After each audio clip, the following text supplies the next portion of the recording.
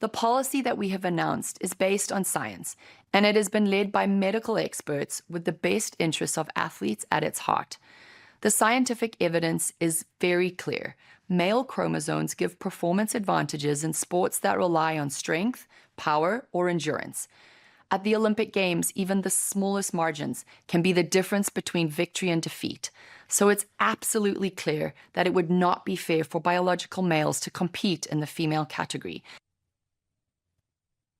Let's welcome in now national champion gymnast and founder and CEO of XXXY Athletics. Jennifer Sey joins us. Jennifer, great to see you.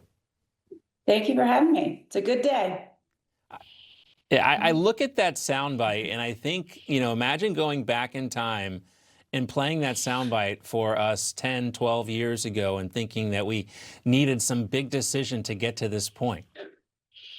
I feel like that every single day that I am on the front lines of waging this battle. Every single day I listen to the most insane, gobbledygook about, trans women being women, they're not, they're men. And I don't want to get into it now, but I will give the IOC president who just took over last March, she said when she took over, she was going to protect the women's category, that she knew it needed to happen.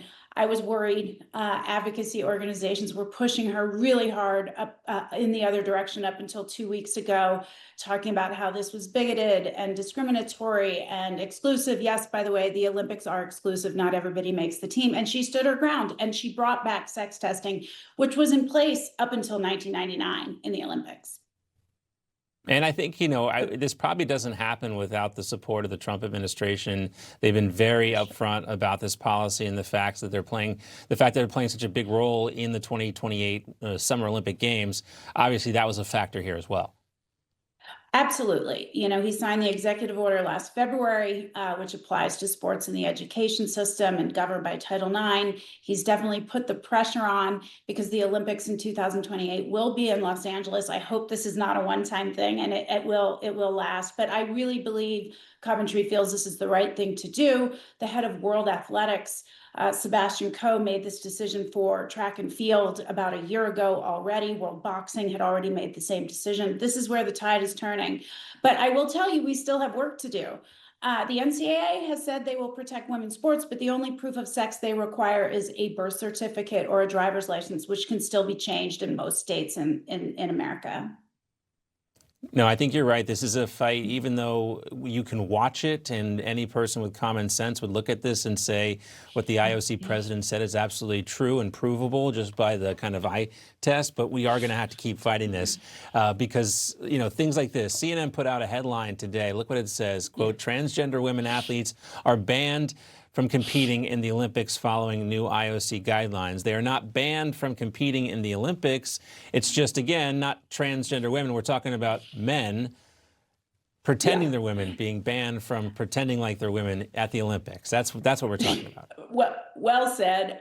Yes, the majority of legacy media, the headlines as well as the ex-posts said something like that. Trans women banned from the Olympics. No one is banned from the Olympics.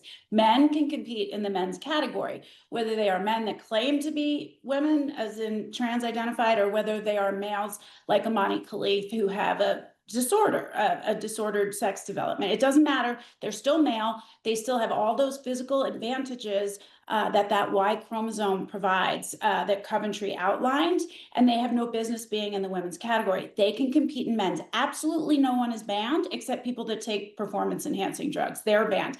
The other thing you're going to hear is that it's invasive and it's this horrible test.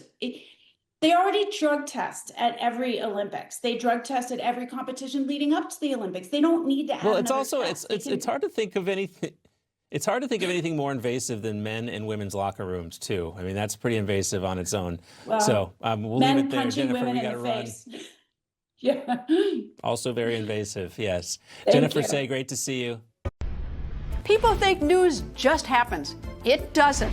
It happens because there's someone there to capture the moment, to explain it and share it.